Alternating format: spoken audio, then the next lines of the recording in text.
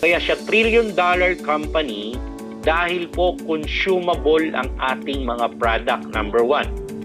Consumable siya kasi kailangan siyang i-consume ng mga tao na may mga karamdaman. Lahat po ba ng tao pwedeng magkaroon ng sakit? Ligtas po ba sila magkasakit?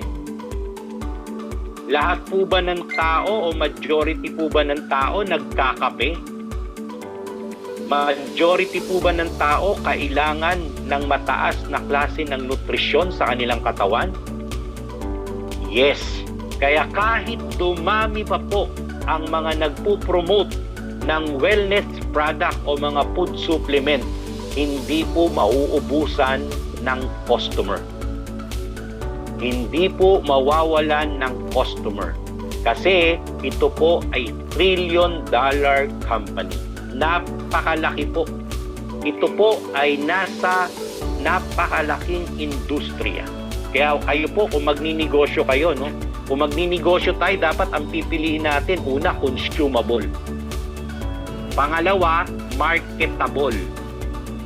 Pangatlo, dapat legal. No po? Kasi kung hindi legal, no po, delikado.